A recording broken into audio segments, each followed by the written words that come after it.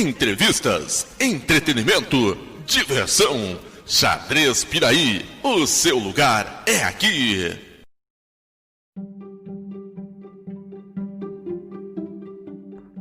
O que fazemos em vida ecoa pela eternidade. Essa frase, que eu ouvi pela primeira vez no filme Gladiador, se aplica muito bem ao campeão mundial Wilhelm Steinitz, o primeiro campeão mundial reconhecido pela Federação Internacional de Xadrez. Nós vamos começar uma série em nosso podcast sobre todos os campeões mundiais. E, futuramente, também vamos falar sobre as campeãs mundiais de xadrez. Meu nome é Maurício Júnior e sejam todos muito bem-vindos ao nosso podcast.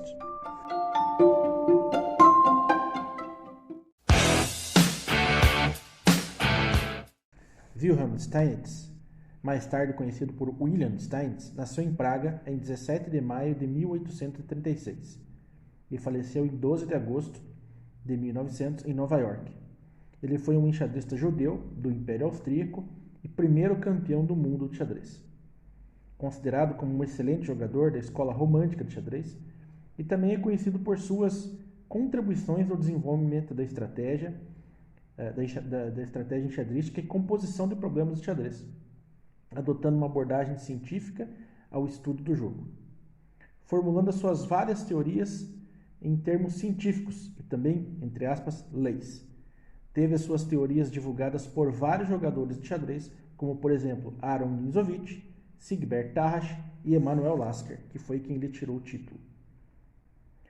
Steinitz foi campeão mundial entre os anos de 1886 e 1894, conservando o título em 4 matches disputados contra Zukertort, Chigorin, por 2 vezes, e Gunsberg, mas perdeu 2 matches com o seu sucessor Lasker. Adquiriu a nacionalidade estadunidense em 23 de novembro de 1888, depois de residir no estado de Nova York durante 5 anos. Existem alguns comentários que dizem que Steinitz ficou mentalmente perturbado e afirmou que havia jogado e vencido Deus numa disputa de xadrez através de uma linha telefônica invisível. Emanuel Lasker, que arrebatou o campeonato a Steinitz, disse: "Eu que derrotei Steinitz, irei fazer justiça às suas teorias e irei vingar os males que sofreu." Steinitz faleceu pobremente, um fato evidenciado por Lasker, que estava determinado a não seguir pelo mesmo caminho de Steinitz. Os principais resultados em torneios, a gente pode destacar: ele ficou em terceiro lugar no torneio de Paris em 1867, que foi vencido por Gollnisch, com Inaver em segundo e Neumann em quarto. Também ficou em segundo no torneio tradicional de Baden-Baden, considerado por muitos o mais forte torneio de xadrez realizado até então. Adolf Anderssen venceu a competição. Ficou em primeiro no torneio de Londres de 1872, com Joseph Blackburn em segundo, Zukertort em terceiro e Valentine Dever em quarto.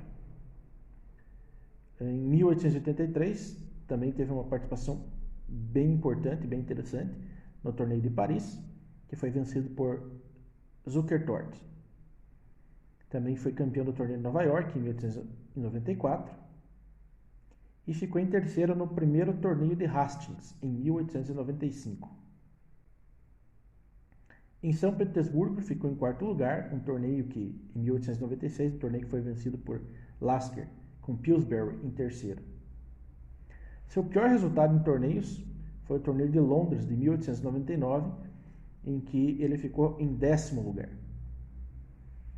Entre as grandes contribuições de Steinitz para o xadrez, ele criou algumas teorias bem interessantes. Vamos ver algumas e falando de maneira resumida.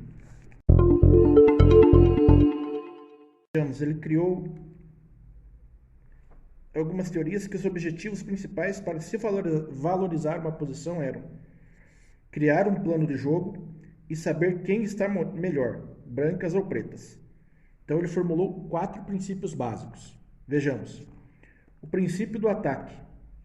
Quem estiver melhor deve atacar, senão poderá perder a vantagem já adquirida. A forma ou objetivo do ataque dependerá do tipo de vantagem que você tem. Cada tipo de vantagem tem uma forma de ser explorada ou um objetivo a ser atingido a partir dela. O princípio da defesa. Quando se está numa posição inferior, devemos realmente nos defender e fazer concessões durante algum tempo. Devemos nos defender da maneira mais econômica possível, seja dando preferência para colocar peças de menor valor na defesa, seja não colocando mais peças que o necessário na defesa. Princípio da economia da defesa. Princípio das posições equilibradas. Das posições equilibradas, deve-se manobrar para se conseguir alguma pequena vantagem e aumentá-las na sequência. Mas posições equilibradas, se bem jogadas, levam a outras posições equilibradas. Princípio da acumulação de vantagem. Devemos tentar acumular pequenas vantagens para que consigamos uma vantagem maior, ou seja, devemos tentar transformar vantagens variáveis em constantes, pois elas são mais duradouras. Vantagens constantes. Vantagem material, rei contrário centralizado, roque contrário debilitado, estrutura de peões, peão isolado, peão atrasado, peões dobrados, peão passado, casas fracas, domínio do centro com peões. Par de bispos, domínio de uma linha aberta. Vantagem variáveis. Desenvolvimento, coordenação de peças, pressão de peças numa região. Essa divisão é um bom guia para a condução de uma partida, mas deve ser bem avaliada, por exigir certa experiência de já se ter visto boas partidas em que cada um dos temas seja exemplificado. Então, basicamente, o Steins colocou esses princípios que foram adotados e que são adotados até hoje, né? Se você tem uma pequena vantagem, logicamente você tem que manter essa vantagem e adquirindo uma vantagem superior a cada lance, a cada momento da partida. E o primeiro que deu esse tipo de teoria foi o Steinitz, que perdeu o título para o Lasker, que na próxima semana a gente vai falar um pouquinho mais sobre o Lasker. Se você quer saber um pouquinho mais sobre a vida de Steinitz, eu vou deixar algumas fontes que eu usei como pesquisa na descrição do áudio.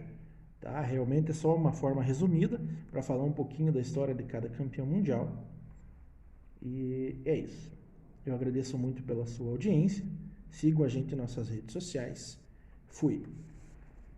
Xadrez Piraí, mais do que uma equipe, uma família.